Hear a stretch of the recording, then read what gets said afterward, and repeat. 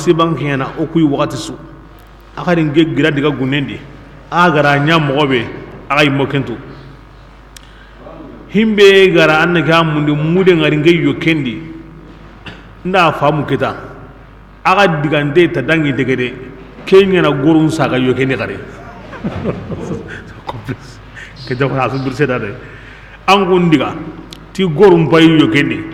ora mo famu yani aga goru kuguta ni ro yokendi nan digate aga domi hokasena hayenga e angel lo ko nange no gore ndiga mana ga wara hakitene na hollo yokendi yilendi de kena aga hay mo kaseni tana ga sage aga titiya gara yokunyilla besu gore mbugo ja tar ara gore lo yokendi kinga lunga ga ke da gare aga yage muro mure ga hanen ke kangi nyoke ko tawro ke ngodi kana nda famu ketara himbe gara gore la ga yokendi de kinga mure linge yokendi o to wona ga hana yusufu yana annaga mun gore lade ken yusufu bana yana mure ngaro yokendi ala hiya alhaqiqa mi ari tuguma dada himbe ga nako bale be to zira ala limne ke sehde mi hayra tunga ko ni diga mu ko su garen da ho hori amma ganda aso hakare nya halle na tugunya kida yusufu be ga imaka tasimene genga yusufu be ga gor la ga yokundi tana kengena yani ngema hay tana ga ma hay mo be ngara ma hay ara kenya heri ago sagene mo be ara kenya heri ngana go to ko ire mo be ngai ma go to na ken famu iri to ma yin ngari ko be so hinga li mo be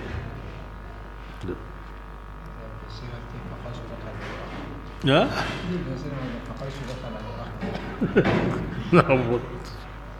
من قبل وكذا بسم الله قالوا اتي إن يسرق أغناني أغهي فقد سرق أخي دمي هيني أدغني كوكاني هكذا يعني كهتي جكو أو يقول لي هني أمار مكو فينا يودو يغنتا يوسف بيه مغتاغتون يودو كيني يوسف تغني ira hayyun dambi katai hayyu kusuko hamande asuni huwayi himbe gati basiya bori nya mama kenni hoy garibunu an yigande ndo selingidun sawnu garibunu nanari aw howtu nakiniya ko tayri igama hokita ara selingundo kenundo wandalum bay akata bane beri ganini ari gara ken gari wunu wadu kita ande yigande wutu yigande nyoke ni na wara gari wunu kane o kembiti hayeya himbe be ko tengani iri ima honya maga anda horiga na kiniya ma huwa mamaga anta gemme bori muna anda hayina mugondi bo hayen to gonya ni sanga amma honya himbe be ko tengani alla dungonu maga ma hagaringe kebe agani kemma aw man fatihalle yaquba grenya garenguno kendo yusufu diga aga qoro aw to qorni kandi nan sage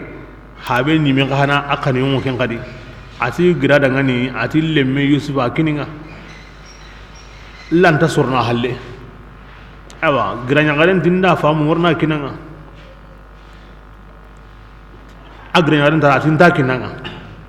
atanga kina atinta kinni nta to qamma igajada bate habendo aro hangaringe bokini granya garenye ya garenye ni angoto ati basindare o ma gero lemi bate awange ngara nge maga swambana atoki maga bito awan nga hayni na khirem bugun nga kempalle nga kinanga igemu kendi boken no gondi nagani sizare wono iqiyeni aw kinni qirsenga gilli aquba ara nagan sita de ke siti yusuf naganandi lemine nyene awatwa bito ati man nagan sita de ngari kan nagan sita de awa kebe go kinni qirsenga ya isi haka nagan sita de awa besu grira mundu na mundu ba kene he qorenye wa hin no gondi ila yusufa duro ken wure wutu ira nya sitin tengai comme ora ko mo sharia ni maniya hay honga na war himbe ma aw kinyi manda abotende ewa yaqubati basintari alle sharia ni ginde agaranya kibrin an to amma na ginde agaranya lemine won na an site tu hoye atwa ma maharengo fatini kibrin ari hawakara bo kikaw konni ahayen kibarendi ara bori fay ara selingire fay ara selinge fay ara nan sitane fay iwara kunya jate ginde banyaminu ga fay agira do mi hayni nangaso yani imare muku hayna kini kembangya o tafsir tanawono bismillah qala adi aywa yusuf di antum ankunga sharrun makanan ankunyan awal halan nam bonunda dinanta yusuf di akhinga فأسرها yusuf da ke mulingunda في نفسه ino gondi ولم ama ke يبدها bangandi لهم idangani de base go ko mana ke ko meda iqanende yusuf tarwadi yusuf ti no gondi an kunyam bononta rahili ramunga basa an kunda hadamar men yime fay an guni nge me fay mbawai ni sere gerende ni ngaga ni ngore niga kingen haye yime o so habe ni ngaga ni ngore niga ni mpay mfawai kom bononta konto nyangundinda ara ke ki no gonde ngama ke ko kurende de bismillah والله الله تعالى أعلم أياني توانا نتهم تصفون أعو كم مقام كتنو نجي فايبي أعو من كن تغري الله واتو نجي ما فاي قالوا لو ما دهوانا هم بيجان تجمع نهوا وتو ناكيني الله كمونا نان ستادي الله واسي دنجي ما وتو ما بغا سرايبي بسم الله قالوا كبرنا سا أيوا ira honsunya sa nanti imaduge basa ngure nga bugu ibutu inya seruya allan tagay nyugo wedi inda butu horantiya aywa ira men wallenya aga watu aga garri mogobe lahidu bega wuti o hawa ga kuto di mobe asan de ganto yi mobe lahidu qanne nya o su ko ni ga makkinya halake yenga lemme ko sagare killem bana ko diga rige kebina kenya nya na de o sun kinya halake yenga ma ona bosi anta to kono on ta to kama mo so de sharian bin dari ho on dari fanka wa bosi ne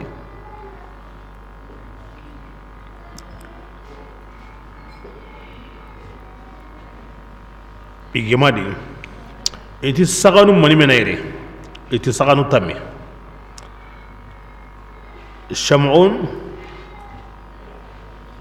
ati bazin dadi an kunna ekipe saganu palen kibare mo dokinge maka mangun soro kabi an kunna ekipe palenga saganu kibare mo dokinge maka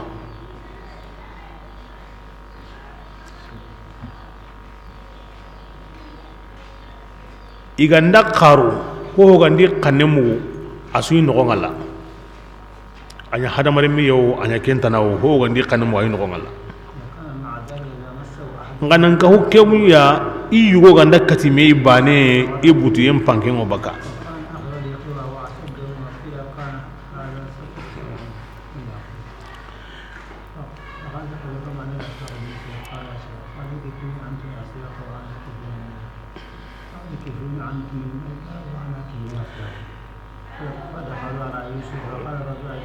wakeda iti hangama kebringa ori me anna o konen kinoya kembal angatu o ganda kanengara meri sisa nuguntenta to koire himbe gami no ngara de kenda ni ibutu mi yintengo bakado iramen botenga yusi bore metu ganen wono angura atada ngani angura sigi yo ketate ango katine bane manna ketelga bane agane amobe lemine keri nan kata ibane abutu yem pankem bugo ati qonun dangani kon katinge itu serema katanga de ati kebre nga serebe ga katinga hare oku ga he ya ko ba sore nyani parce que inda katime bane keni butu ye nyamantenga abutu qari yusufu yimme giri katay ni tanyana dambu na kiteliga na hanka sendi atan kun ibrahim an kun ibrahim ko wasimana sere dan ta yawa an kun ta simana sere ko ta yawa bo kem pakatin ni sa kuna khannen timme ira tu kisimo gonta kenya sabuni worni diga ma yan kanten ko ni bageti ora worni manda sigi onyon gilla khenga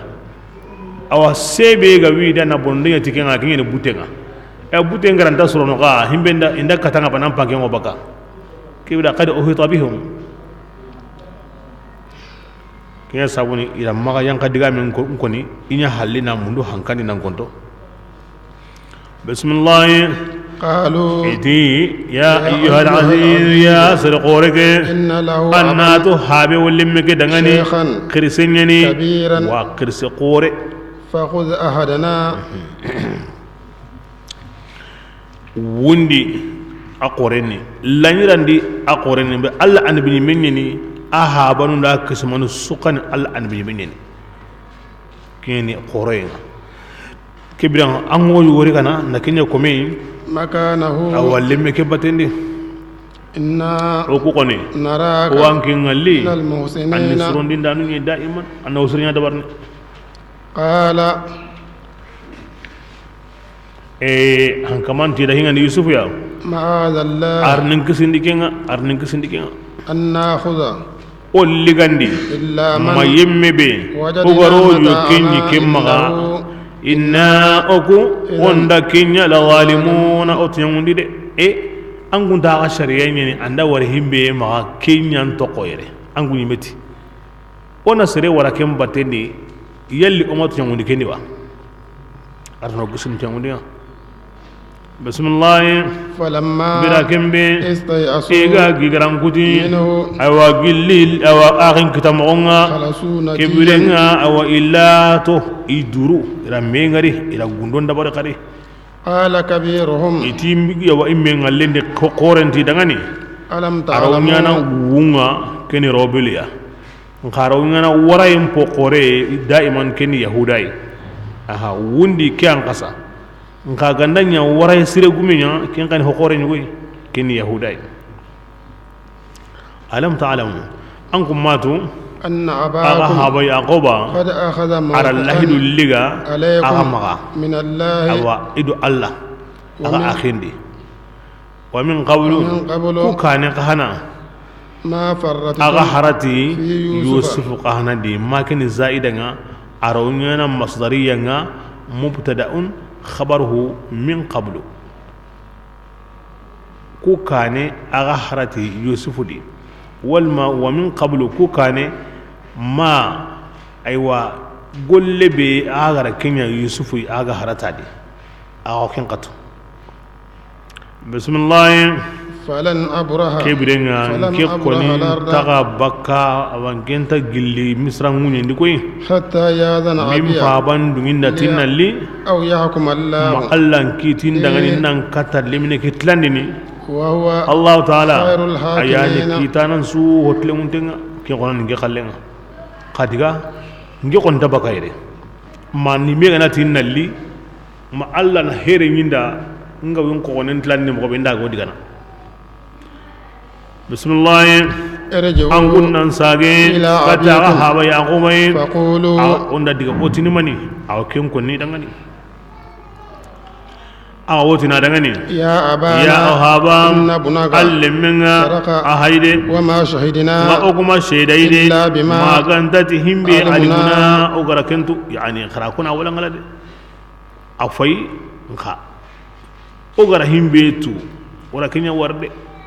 kenni maniya ora wari ila ngure mbu ayo kendi kempalle o ma tuguma o ma sikamaga o saguntenga nga ora wari ko ila ngure mbu ayo kendi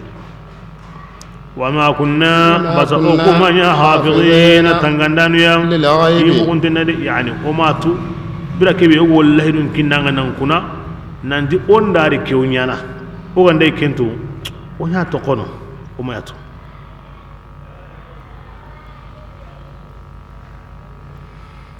bismillah واسأل القرية aganati masaga ya gotin tiqana diben tirindi التي diben be kunna fiha o فيها ganyali yani misra tirindi ahinya hibangan tenga besu bugasera والعير wasete qatirindi التي sette be aqbalna fiha o gari sette be di oro himbenu gari kana ananko o banehe o debe din ko benu gari do bate ko benga o tagallimu nyeni etirndi anya besu jondi وإنا kebirenga anna to ko la sadiquna man tungdenye قال sage ira ko habenda ke koniti wo to kono ma Allah gandanya mo be wa anya ke mo yadi anga ma sagaitir ndenya akasu ko ngande haben ti daga ne بل awara سولت aga أنفسكم nyonkinu suram magandi aga daga ne amran hi goita yani agar hi wa dabar ke agar himbe menya agirai ke menya ni ke kaita فصبر gange hin ni sabari yenye awagin ni sabari haram barenga ge sabari ke ni sabari haram barenga عسى الله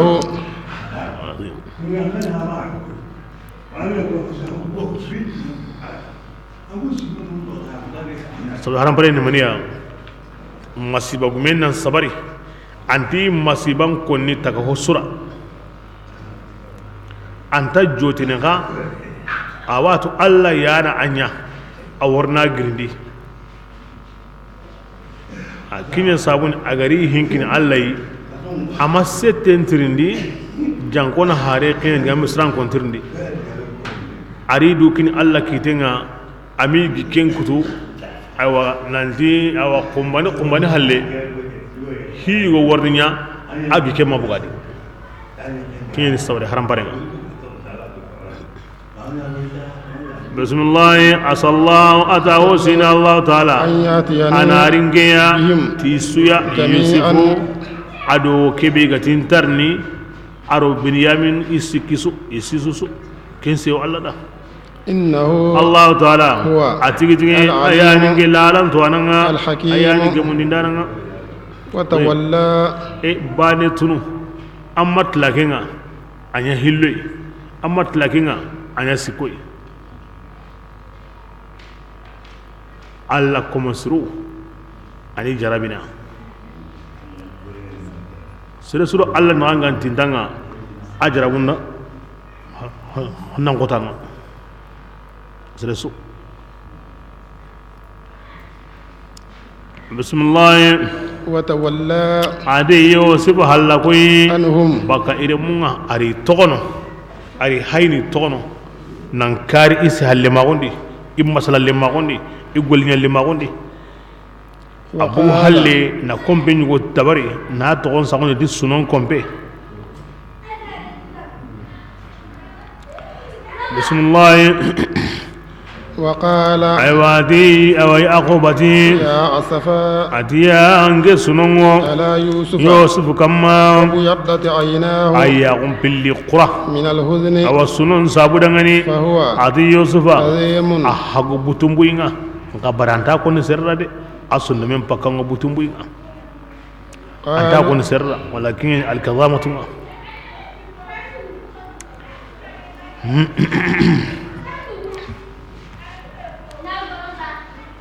yani ayya gallahu wuyenga boyen sabura ya ganjinga boyen sabura ne gamuni yage harakalla kama awda halakan yalla kama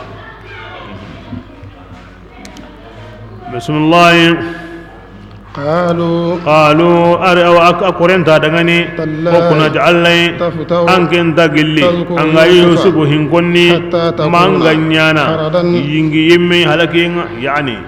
أنت كرخ ولا كوي ماندا هيك يانا كودا بي أنت كي تكوكوندوسا ما أنيا غني ميكتا ويندا هلكان غرا كما أو تكون ما أننيا يمي يلي الهالكين. كلانوا قال haben ti dangane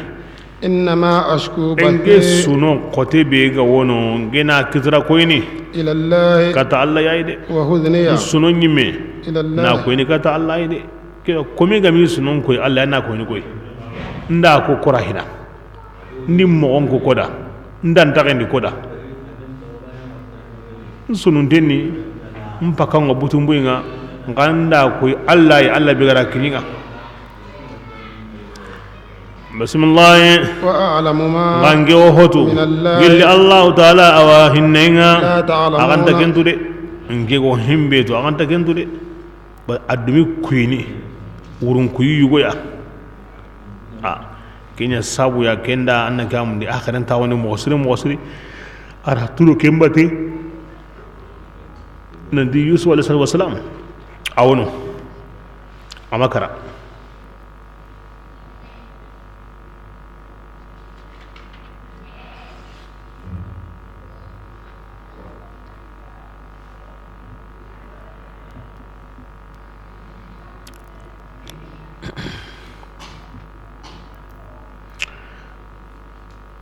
akwai kalle malikai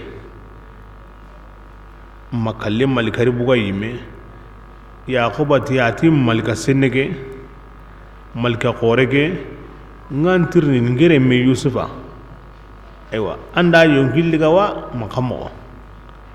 kalle malika tada ma yongilliga kenya hokka hanya galenga attamai dade nanti iwa walli bismillah يا بني kin sawara ti lemu اذهبوا an kunnan diga فتحسسوا agan pese hesendi من yusuf kabarenga وأخيه adi akhin kabare ولا تيأسوا ita daga ni harsa yusufu aji kama giran kutude من روح gilla allah taala hinnenga إنه annatu hinjaninga la ya'asuhu onda giran kutuni allah taala hinnenga إلا لقوم ma ganta sirunyi الكافرون alkafiruna kungani fisirin alluya kadiga kama giran kuti allah rawhon suya basa ira hankaman kibaren kadan mogobe na timmayin kadan mogobe agolle ada sehe ada juko asomi nan tamai kera wunyana yusufu ya ke juku meran ta nyini sere sudi himbe ga hitin gere me ngere mun so kay ngurere himbe ga ndin ngurere kibiran anyana kini arabata kan sana kini ya kadiga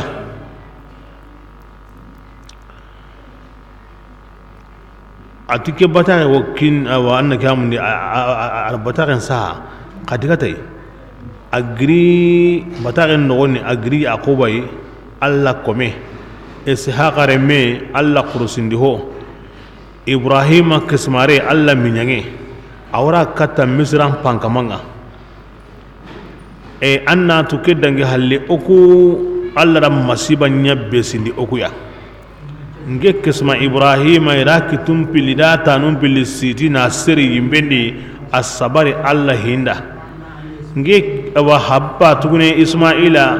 gilli atuguna ne ago kombonga alla ra jarabi na waratunganga annaki hamudi asabari alla hinunda mpa wa yime ishaqa alla ra jarabi tu qurusindenga ira labon sago akkannendi akko hendi alla ra maganga sa amange yimelle nyugo maganya ya munna dina dille munsuya agranu ra daga gunnendi ira dorokem bere mbeterentelli horenga iti lagabure nda yiga nge menta ho walli sisa asunon sabuda ara wuye akko ne nyino aro kengo mai ni atumba kinga tikenye tanke ngara kelliga na hankaburu ngoti ken fay hangama oku kara okunta hayni onta hayana sarana kebidenga annille menkininga kempalle ngallangana tahillo hede langay bane aw baka amburu nyerede igaro jamane ndi ikinye misra hankama nga ira bataqen kine agara bataqen qara hokka ha wuyenga anya mundana sabari nan dalla mo na ni ima hiya ga sigindi ko buga sabariyenga kinya sabuna gari du bangande langande bane aw baka amburu nyerede onta hayno onta hayana sarna leme kininga asira mo kanage ngure de jango ango sire betu mo kana ure bismillah فلما adi birambe دخلوا adi kadiga hesendi kama ga giran kuti kahiri nyangi giran kuti ni iro alayhi yusufa kama قالوا إذا دعني يا أوا هنكما قولك مسنا الضر على تدل لو كتا وأهلنا ودو كوري وجئنا وهاي غير كتا ببداءة ورو سامبات نوري معجزات ونقول نونتي نادي يعني أنا ناك نسرزي كم وتن عندك كندك كم أساعنا بس سرسوغان داوري هو سره هكاري هو سره سونيمي هو غاو معكيتا سرسونتاي وركينيلي بسم الله فأوفي الكيل كبرنا ننكهو كنا أوري أن قنجندن تمندي لنا ودغني وتصدق علينا أن ننصرودا يعني جونكو كري مغيان قيسو أنتي نخري كندي تاسو سرودا ويتصدق علينا ننصرو سرندا نهورغا همبيغان ترغيني نهوكيني هو أنت همبي بكا كنسون وتصدق علينا والما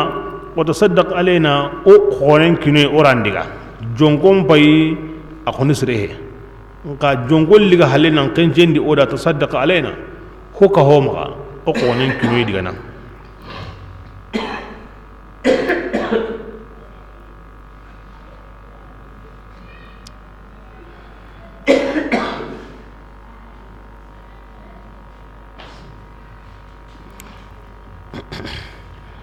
بسم الله إن الله جاء الله تعالى يجزي أو صدقة بقول دانو براجين ده قال أنك مودي كندو هون سوام مغا أم بابا ونا أما أن أخنو كنا لكي كاندا كندو هاري جونغو بيغا وو مغا سرنتاي كيلي غودا كندو dulle moya awo korenga ay ne wornandi kina sa woni awa ara akanu na ya ko namida bismillah قال يوسف في دغني هل علمتم يلي ما أنكم هونتوا فعلتم أغرهم بينيا يوسف يا وأخي كتندي غاغاندي ada akhi wo wakati su agra diga halena to agana qosona agana butoburuna agana beguna wakati su ago kentu bila kebe antum jahiluna ankum ngani tuyimbalinu ya kida wala kiyako sirenga ne kuteenya na ta Allah subhanahu wa ta'ala awo to awon girni ne baka idan tum jahilun to nyande iwato haramtenni golli burnyange iwato haramtenni langre mago iwato haramtenni ngabar indanya na wakati hum fil jahala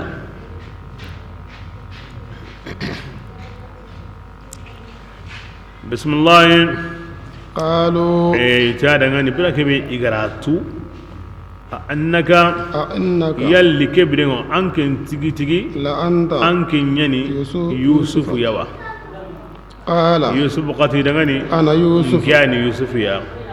وهذا أخي قتينا اللي بكنا غي أغران دغا كينغ أخي يوني إنه يمي غو ماي قد من الله تعالى هو النصر علينا كيدو أغسو كما إنه بسم الله إنه أنا تهم جاننا سربي غندا كان الله تعالى على الصبر فإن الله تعالى لا يضيع أن تجيب نسرني يوم براجعنا قالوا إتي يوسف دعني تالله وكنا تعالى لقد آثرك الله تعالى ركيانيا كن كبكو قوري Allah rankin sugandi de alaina kama nanya hankamanga nanya munyana nga nanya sabara nanga anta hobure to kana di hobure وإن كنا kebirenga okunya la khatina okunida onya junubu yemunga de wara hibinya amagemu bismillah قال يوسف تيدغني لا تثريب جراغينتا عليكم كما اليوم في لما كان قدتنا لينغاني جراغين كوتان جراغينتا كما لينغي جانكو كوتاتنا يغفر الله لكم تعالى ويمبني غدغني وهو الله تعالى أرحم الراحمين اياني هنان سوه هنانتنا haranyina kinati Allah ya hene maka basa hinni ngiyai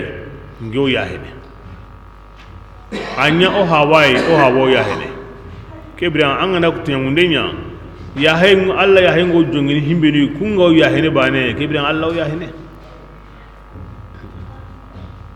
bara kon ke kun mogodi ken nyagalinta dinanta arna ya haga magay ciraginta kan wallengi Allah ya hina ma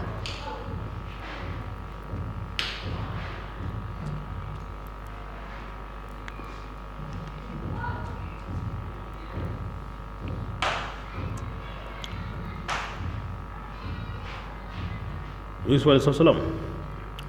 ita dangani keta ko nanya kullinga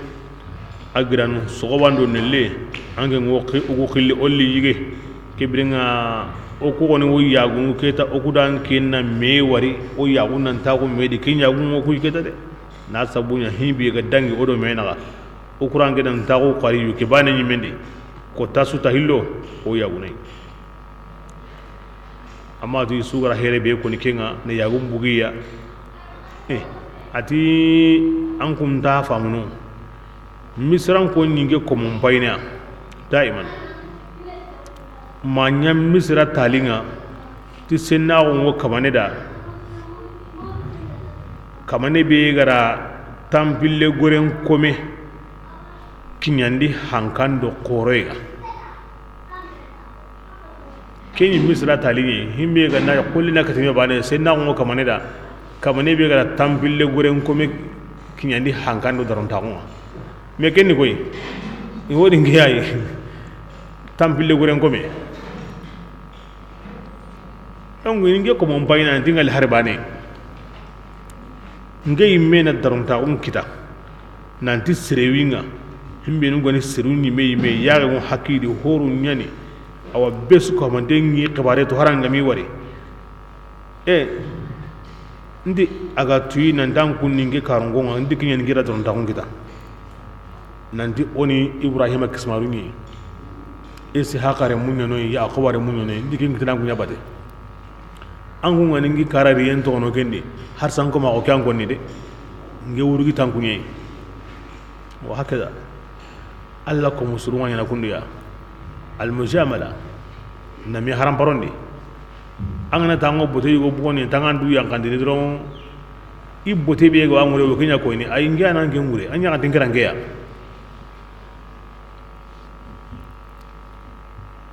Umar ibn Khattab radhiyallahu anhu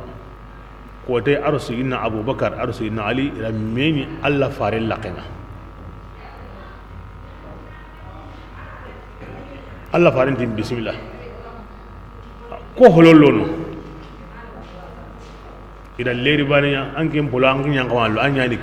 ke ayi alla farin tanke nda kunu atanke nda kunu mamalika ngoyi yankana alla farin kan mana kara buku katiya Allah farin nan bukati ya kendi ni rondi diga wayde ho sawra yani al ithara komo hasono me kunduya be suna ihunen sukandi dinantiya be suna ihunen pasiduya nani hingo kemo wadi wakati be ho mabon ho onda bonoka ngaro yatul fadl ala al ghayr kingari bane o kharangan juma la khadara ya bakonni amma aya sira su yagala iyam pasi hunenga kengari bane himbono nani kengon no kube bane anta sorno kadi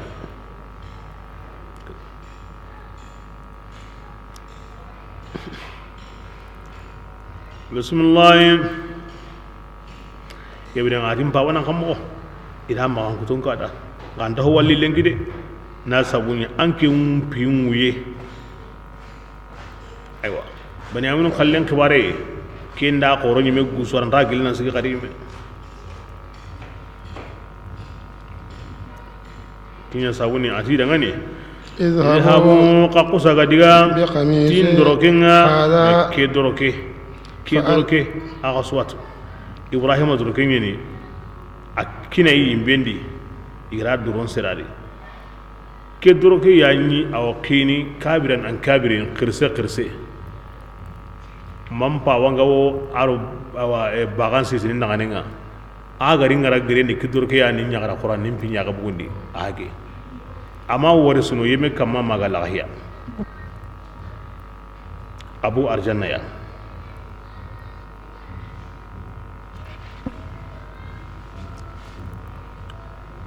ya akubara siti yusuf kannenga tangaho gili ya kaburenga ke sahaye allan to he sahande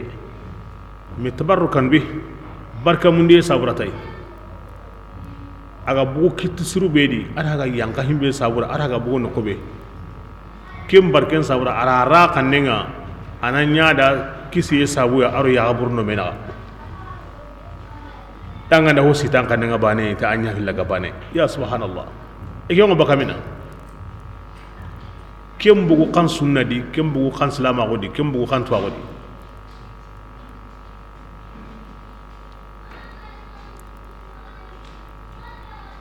Allah faran sahaban radiyallahu alaihim ili barka mun ya ta Allah faran ponsuya anda qari anda munyen kitana iwa gemme kilendi iwa disaniya anda lañin to anda munyen kitana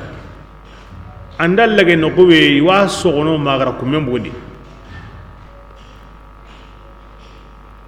ara gumbo tugana nda ahore mini tabarrukan bi ani tanji nyana yo ken no gonde ko to e khidimanda nan da mini tabarrukan bi barka mun de saburatay iwo serebe hore minni na tanji mini na muranda la ganyi niga amani to kono amati maganya ya zawani fi hugum ngotini hore na bugudo kutura kanga aro tanji sobintenne illa fadlatul anbiya an mun kalle bay ko gon himbe sabatin di ken sabati amati man sabra ngara kenya anda do busi na sobintenne wala aga ni yonkolan kofe mandi yonkolan si ayinte wata kan ni me yinte hunji bane har sa kunyo no ordinary har sa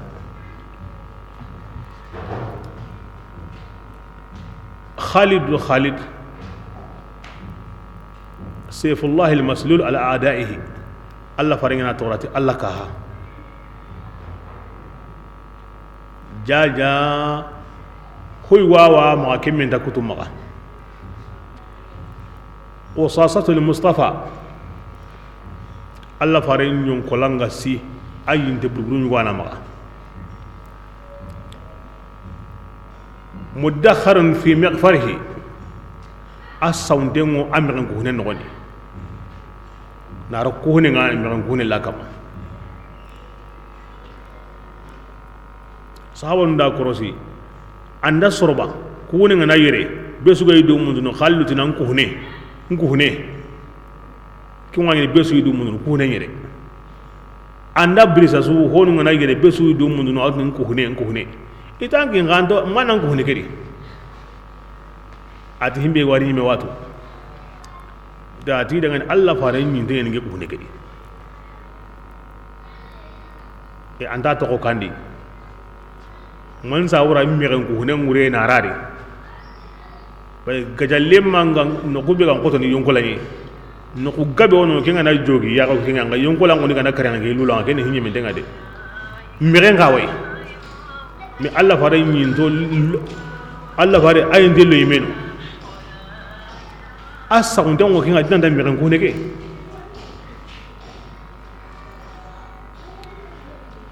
da suron kula hiya ke Allah farin batten yuwan qur'ani na qur'ana saha mo be galanda na yanki mana mini mana nya sahenga sunna suntano himbe gara waka bana aga wonno ko be aka mana ko iti Allah farenti anta gemanya ana ke Allah farenti game suntano ke Allah ko muslim game suntano na digan siren saha qur'ana yimehe hadisa yimehe digan sire himbe Allah daronta unga wadi Allah faren daronta unga wadi na saha na mini ube na nya sahen ube na nyankai islama kun tanu himbe wo ken kabana diga mu be go kendi nan qaso kitabu qasundi kenni adaronta ko ngena adade kunnati sere ma nya megen na magara kita kumati maga nya o sere ngena kahiride tangara kinya bane kinya nan kamanga ko ngana kama kamo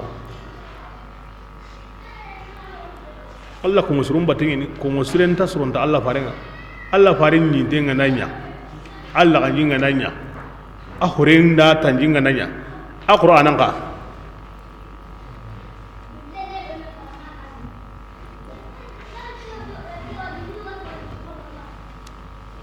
enyi dina andu mo gota ko amma gari mere fa kuni howrigin to nye honnati magamini aro sobe ngoni nyam miran no gondi ken sabura honnati angana yankai an yankirantu angana yankini tariya ka yankin no kusenne hina anna buganga man sabura adaron taw angaran takin maganya honnati angana randuya awa kimre agoli mo wasirde kem palle anda magadiga jogere angana ya drum ngana rankitenga kebringa na to anda saha gure kullu nyima akama ube kan nyima akama ya gari gandai magrota saha de ke jogen be saha de mo akama jogen no sobinte ka kura ke ko adaron ta on sabura megen tasri nyane min wa kare nan qaso keniki ngawanya na kahiringa qur'ana aya madigan sire kemma mu islam on tare khondi makke tan kabbe sine no gondi لكن الحمد لله وما بعد الحق إلا الضلال أنا ما تقول وانا غارين كون وغارين كا سيجي مغو أرني سيجي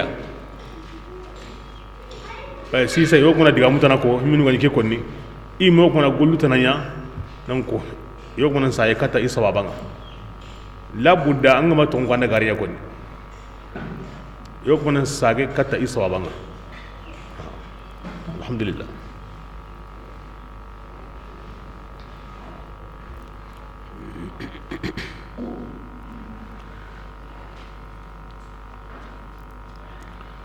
بسم الله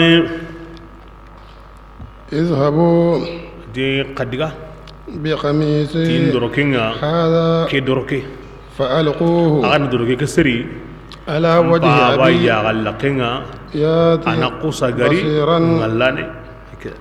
kara duru kadiga duru ki ngara ya galla kin kam maduru aga ta ya genta walla sandini ke duru ki o kinyane bane ara ho walla so nyana bane te Allah dumoyinga kingana dangi watuni agallinge yusuf ya te aga dungonunga aga sulli ama ho to halle ولما ke kota kinya nyagali kota in nyagali isew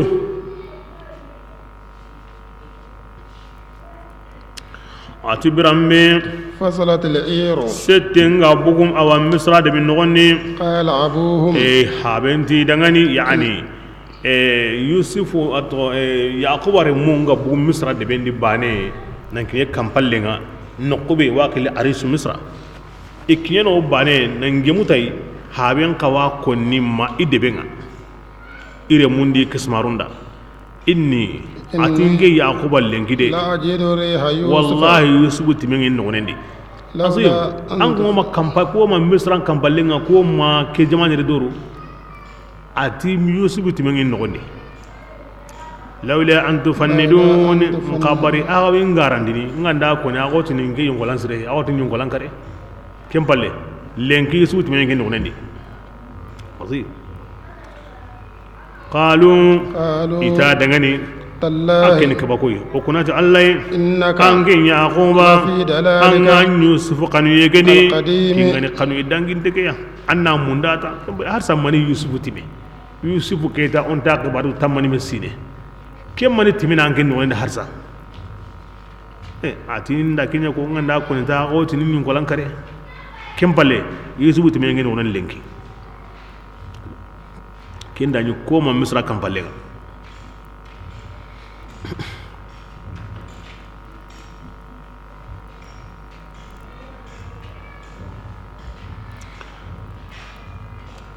bismillah ki wa ko ni alla ko mosru mo wi wonu be ga wi daga ni o kunta kem mo gonto kem pal kem mu ki xamo ma ga tira mu nan kuna ara mu ga de igo mo be di aro go mo be ran tabana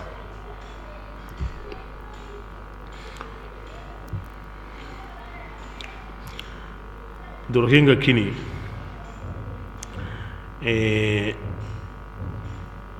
him yahuda ati ngewa munda na durken kiningi parce que horen durke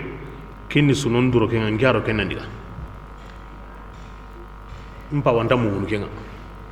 yura nga munda nyagali durke ngana kine ana kini nganda ndiga mbe gara sunondi nanya sabu ya kana sunon bugadi itikenni tongi ila durken kine ari te humbundi na irame mbugu yongolan na tuhulille munyeri wutu na kileliga tan segge forsaxe calculer kilonu sikki tawranu ta tan segge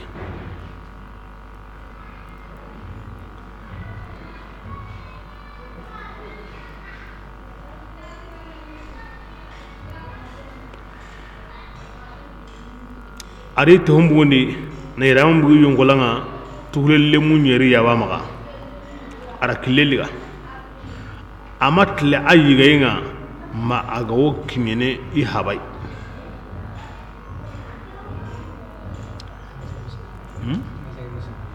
tan se genuski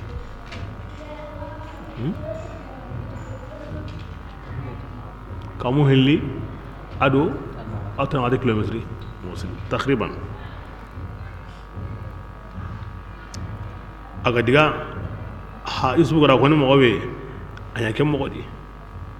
idara ya galla kan bane ha wenda howari atille mi angari nyagalindi nda hojugo kiti mpa wa nda qiyamutu mpa watira kiti haba ibrahimai ngana wo kinkinanga kinna musuna ngaranga kile manunu wani ya latifan fawqa kulli latifin التف بي في أموري كلها كما أحب ورضني في دنيا وآخرتي يا مغمغين تنكا أمبي مغمغين هونسو كموندي غانيا غانا أنا مغمغين يندا غاني يمبين سودي كوي أغالين دا مغبي أنين ساقون كنين دونادي أدي الله خردي أدا كلمة كيني إلا كتي هواي كندا كتي كسمي ken do nyene manyani asre ni mo sire sire gani hakara to gadi do ke go himbe mun Allah ma Allah ke nyana kamane da mo en tunga am mo go hon suka mundi nganya gana annam mo nyinda pin suka mantendi koy agalinda mo be nduna adilla khara anganta arabu kanne to ango kanne to anga ko nikendi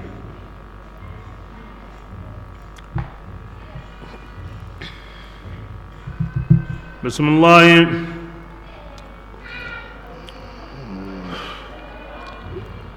فلما أتبرم أن جاء البشير أو نغلين دانا قصة غري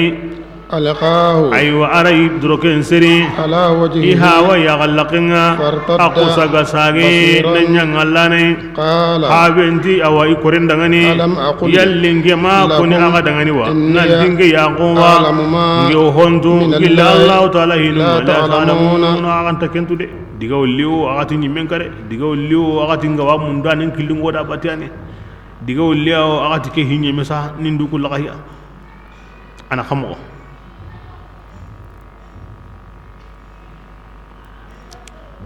ini mo sorondi tanyere ado soro hilli yugo ado yagare wondi tanyere ado soroski